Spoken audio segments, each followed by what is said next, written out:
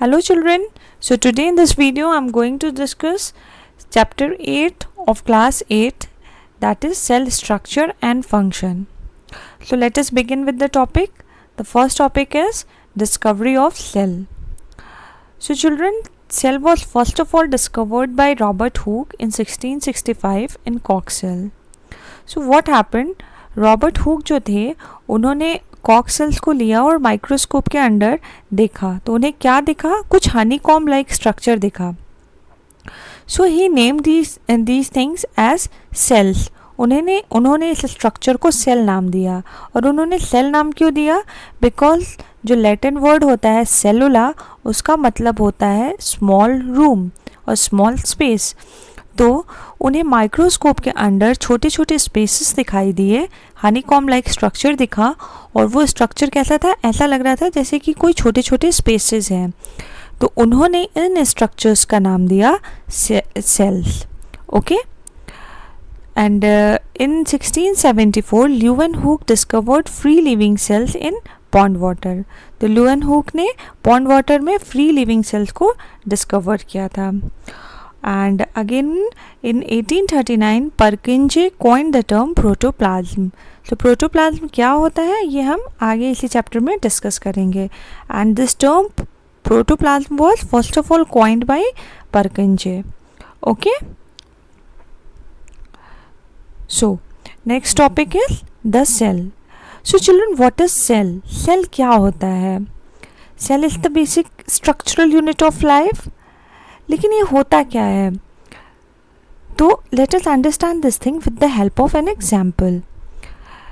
अगर चिल्ड्रन मैं आपसे कहूँ कि अगर हमें कोई बिल्डिंग बनानी है तो what is the basic thing, मतलब जो सबसे छोटी चीज़ है वो क्या होगी किसी भी बिल्डिंग को बनाने के लिए?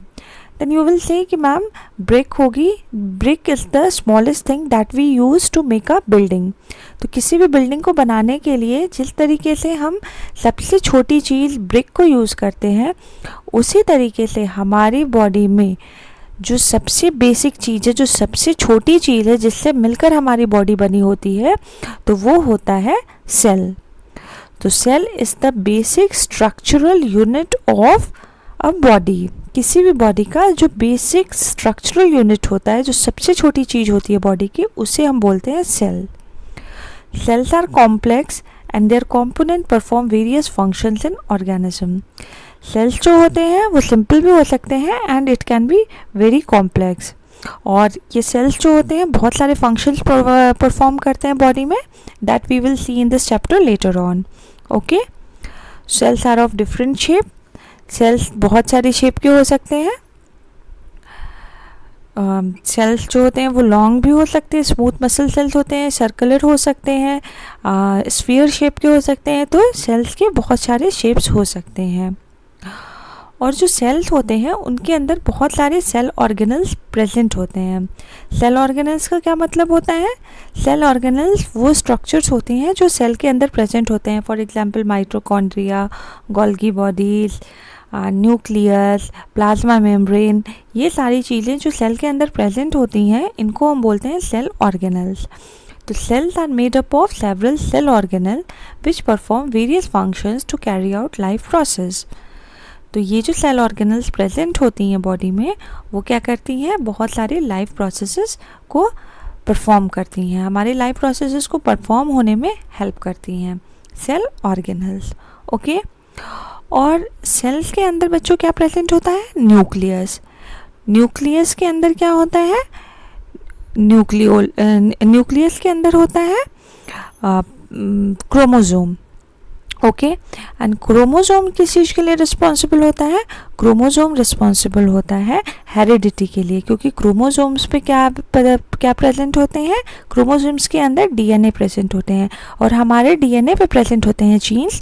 और वो जो जीन्स होते हैं वो रिस्पॉन्सिबल होते हैं किसी भी कैरेक्टर को one generation to next generation में पास होने के लिए. ठीक है. तो chromosomes are present inside the cell that are responsible for heredity. तो क्रोमोसोम्स कहाँ प्रेजेंट होते हैं? सेल के अंदर. एक्चुअली क्रोमोसोम्स प्रेजेंट होते हैं न्यूक्लियस के अंदर, लेकिन न्यूक्लियस जो होता है वो भी हमारे सेल के अंदर प्रेजेंट होता है.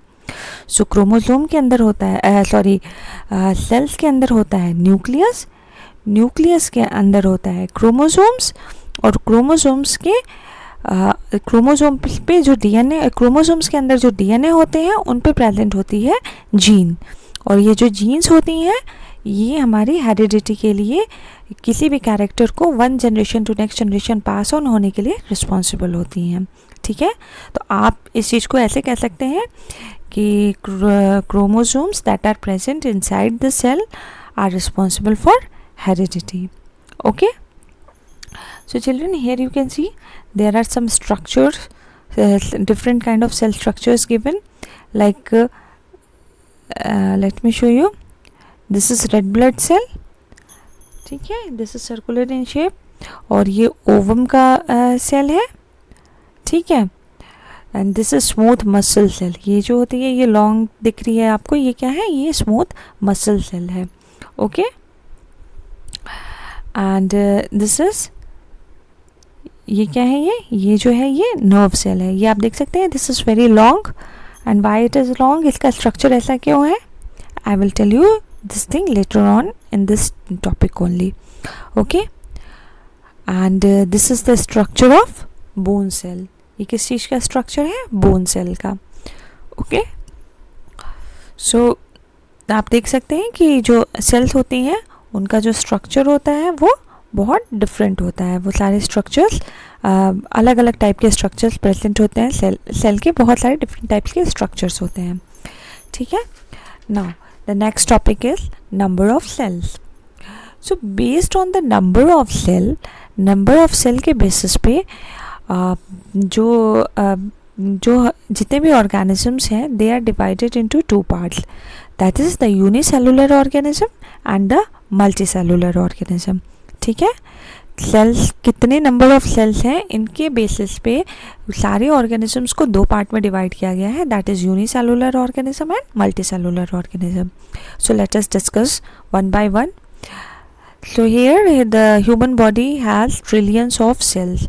तो जो हमारी ह्यूमन बॉडी होती है वो जो है वो बहुत सारे, मतलब मिलियंस ट्रिलियंस ऑफ सेल्स से बनी होती हैं। तो हम लोग जो होते हैं वो क्या होते हैं, मल्टी सेलुलर ऑर्गेनिज्म। ठीक है, एंड मल्टी सेलुलर का क्या मतलब है, मल्टी मतलब बहुत सारे, सेलुलर मतलब सेल। तो जो बॉडी, जो भी एनिमल्स या जो भी लिविंग ऑर्गेनिजम्स बहुत सारे सेल से मिलके बने होते हैं उन्हें बोलते हैं हम मल्टी सेलुलर ऑर्गेनिजम्स। और यहाँ हम क्या डिस्कस करने जा रहे हैं, here we are going to discuss unicellular organism. So let us discuss about unicellular organism. तो यूनिसेलुलर ऑर्गेनिज्म क्या होते हैं, uni means single and cellular means cell. तो जो ऑर्गेनिज्म सिर्फ एक सिंगल सेल से बना होता है उससे हम बोलते हैं unicellular organism. Now you will ask कि मैम यूनिसेलुलर एक ही सेल का ऑर्गेनिज्म कैसे होता है और हम किस बेस पे उन्हें यूनिसेलुलर ऑर्गेनिज्म बोलते हैं। तो यूनिसेलुलर ऑर्गेनिज्म हम उन ऑर्गेनिजम्स को बोलते हैं जो सिर्फ एक सेल्स के बने होते हैं और उनका वो एक सिंगल सेल लाइफ के सारे प्रोसेसेस को कंप्लीट कर लेता है। फॉर एग्जांपल, जैसे हम लोग मल्टी सेलुलर ऑर्गेनिज्म है तो हमारे लिए डाइजेशन के लिए अलग ऑर्गन्स हैं, रेस्पिरेशन के लिए अलग है, और हर एक्टिविटी को परफॉर्म करने के लिए हमारी बॉडी में अलग अलग सिस्टम है या ऑर्गन सिस्टम है। लेकिन जो लाइक एमीबा एंड पैरामीशियम ये सिंगल सेल्ड ऑर्गेनिज्म है और ये क्या करते हैं, ये एक्सक्रीशन, रेस्पिरेशन, डाइजेशन, ये सारी प्रोसेसेस इनकी एक सेल में ही हो जाती हैं। ठीक है, that is why they are called as unicellular organism, क्योंकि ये एक सिंगल सेल ऑर्गेनिज्म ही अपनी लाइफ के सारी मेटाबॉलिक प्रोसेसेस को परफॉर्म करने में इफ़िशियंट है। They can perform all the metabolic processes of life, that is why they are called as unicellular organism. और इसका एग्जाम्पल क्या है, amoeba and paramecium. Okay, so here is the diagram of amoeba and paramecium। अच्छा children, amoeba जो होता है इसके अंदर एक वो होता है ना स्यूडोपोडिया होता है। एंड उससे वो क्या करता है, अमीबा का जो स्ट्रक्चर होता है वो कंटिन्यूअस चेंज होता रहता है, मतलब ये इसका कोई फिक्स शेप नहीं है, इस shape is continuous changing. And why does it shape change, क्योंकि अमीबा के अंदर स्यूडोपोडिया होता है।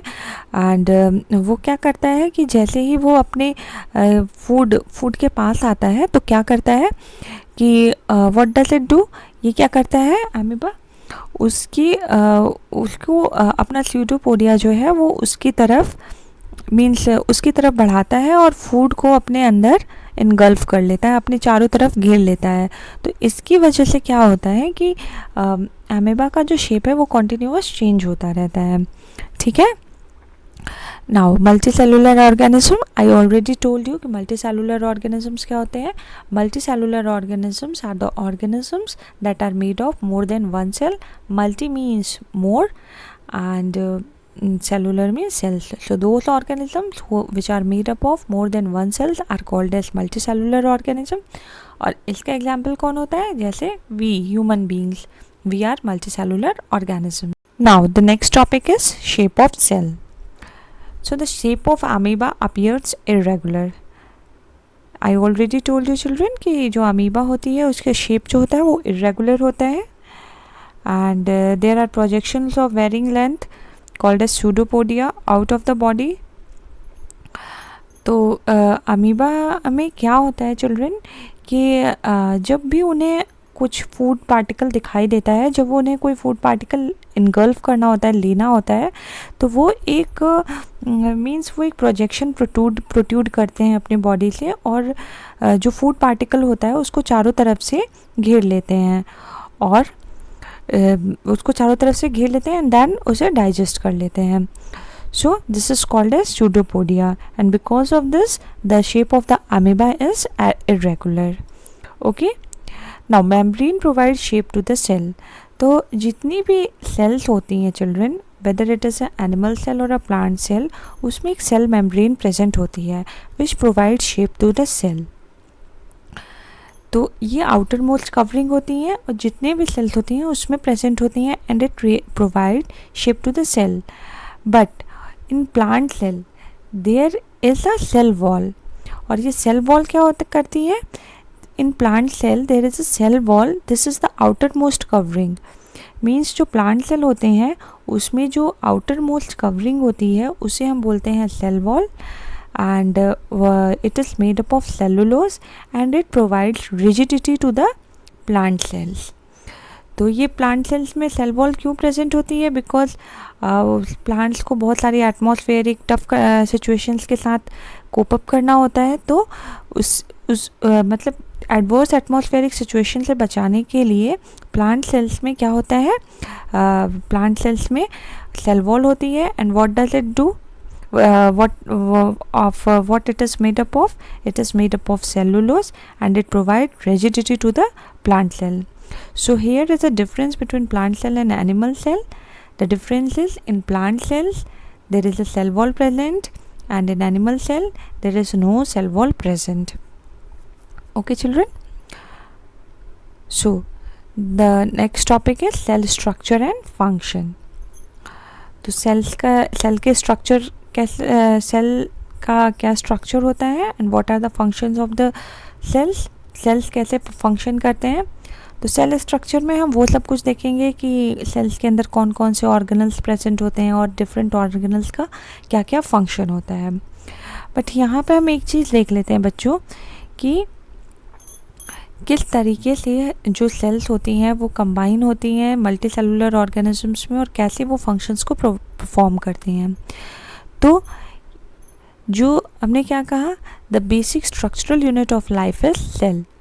तो सेल जो होता है वो तो बेसिक स्ट्रक्चरल यूनिट होता है. तो cell is the basic structural unit, ठीक है. बट बहुत सारे सेल्स जब मिलते हैं तो वो क्या बनाते हैं, टिश्यू. जब बहुत सारे सेल्स मिल जाते हैं तो वो बनता है टिश्यू.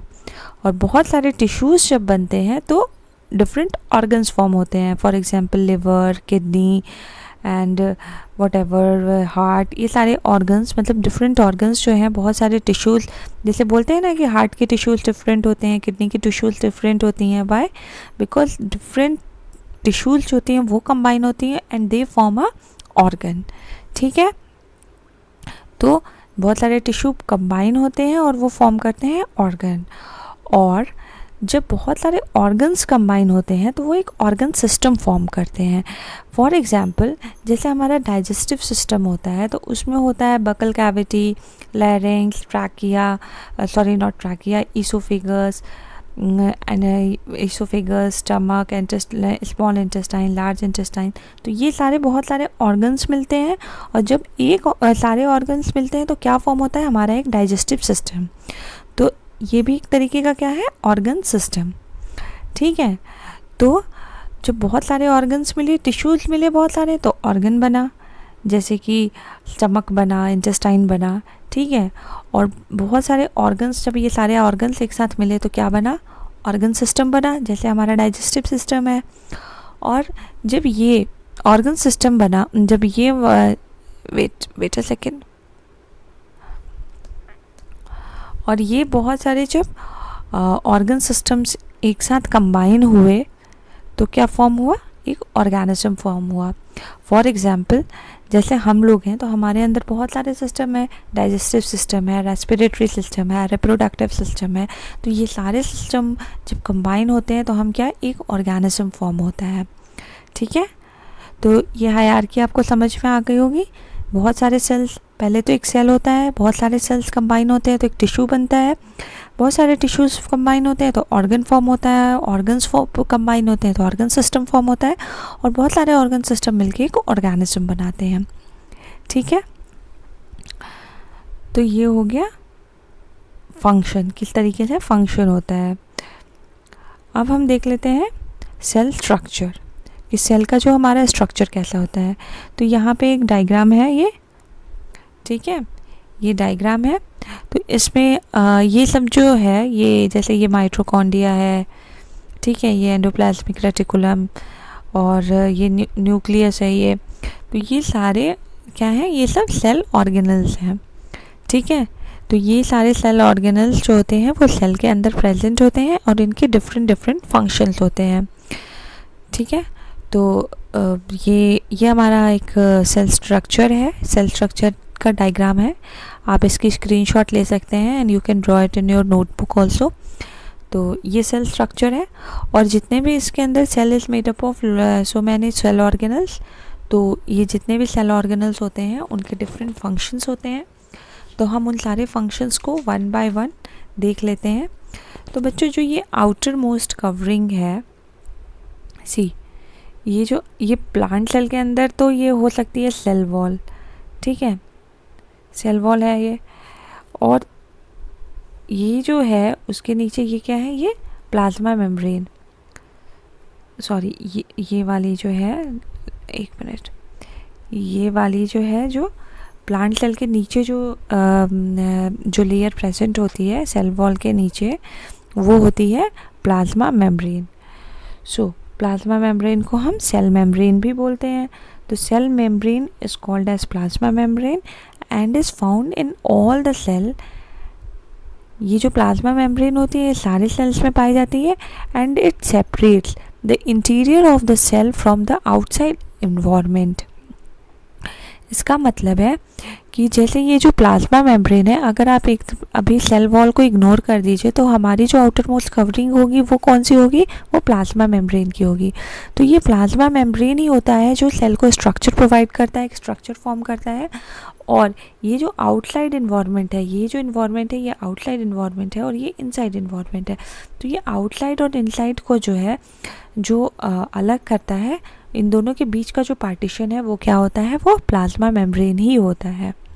ठीक है, and it is semi permeable. ये सेमी परमिएबल होता है, इसमें कुछ मॉलिक्यूल्स तो जो होते हैं वो एंटर कर सकते हैं, बट कुछ मॉलिक्यूल्स जो हैं वो एंटर नहीं कर सकते हैं। So it is called as semi permeable. ठीक है, तो after plasma membrane comes cytoplasm. तो साइटोप्लाज्म में क्या होता है, ये चीज़ जो है ना, प्लाज्मा मेम्ब्रेन के अंदर जो भी है जेली लाइक स्ट्रक्चर, ये सारा कुछ, ये सब कुछ होता है साइटोप्लाज्म। तो cytoplasm is a jelly like structure present between the cell membrane and the nucleus. मतलब ये न्यूक्लियस है और ये सेल मेम्ब्रेन है। ये जो है हमारी ये क्या है, ये सेल मेम्ब्रेन है और ये न्यूक्लियस है। तो ये न्यूक्लियस और सेल मेम्ब्रेन के बीच में ये जितना भी पार्ट है ना, ये पूरा साइटोप्लाज्म होता है और साइटोप्लाज्म के अंदर ही सारे सेल ऑर्गेनल्स प्रेजेंट होते हैं। ठीक है, तो we can say jelly like structure present between the cell membrane and the nucleus. जो cell membrane and the nucleus के बीच में जो जेली लाइक स्ट्रक्चर है उसे हम साइटोप्लाज्म बोलते हैं। And organelles of the cell are present in the cytoplasm.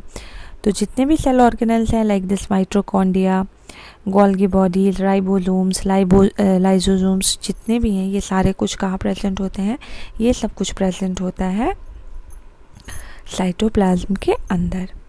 ठीक है, अब नेक्स्ट आता है हमारा न्यूक्लियस। तो न्यूक्लियस हमारा कहाँ पे है, न्यूक्लियस ये है। ठीक है, तो nucleus is the spherical centre of the cell. तो सेल के जो बीचों बीच जो चीज़ होती है प्रेजेंट, उसको हम बोलते हैं nucleus. Nucleus is separated from the cytoplasm by the membrane called as nuclear membrane.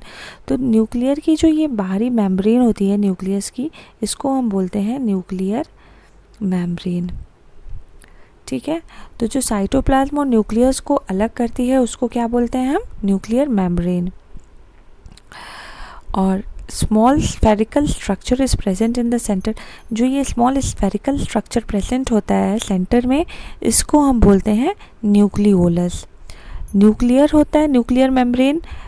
पहले तो हमने देखा कि साइटोप्लाज्म होता है, सेल मीन्स जो सेल का जेली लाइक स्ट्रक्चर होता है, सेल के बीच में प्रेजेंट होता है न्यूक्लियस। ठीक है, न्यूक्लियस के बाहर जो कवरिंग जो मेम्ब्रेन होती है उसको हम बोलते हैं न्यूक्लियर मेम्ब्रेन, और न्यूक्लियस के अंदर होता है न्यूक्लियोलस। ठीक है, बिल्कुल सेंटर में होता है न्यूक्लियोलस, एंड न्यूक्लियस के अंदर प्रेजेंट होते हैं क्या, क्रोमोसोम्स। ये जैसे आप देख रहे हैं ये सब क्या है, ये क्रोमोसोम। तो न्यूक्लियस के अंदर ही क्या प्रेजेंट होता है, क्रोमोसोम्स। ठीक है, तो ये तो हो गया क्रोमोसोम्स के बारे में। ठीक है, अब नेक्स्ट टॉपिक है वैक्यूल्स।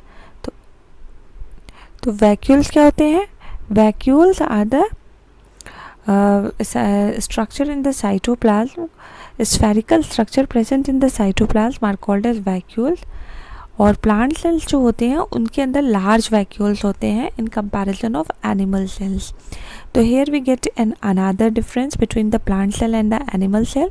तो वो क्या डिफरेंस है, पहला तो हमारा था कि इससे प्लांट सेल्स में सेल वॉल प्रेजेंट होती है और एनिमल सेल में सेल वॉल प्रेजेंट नहीं होती है।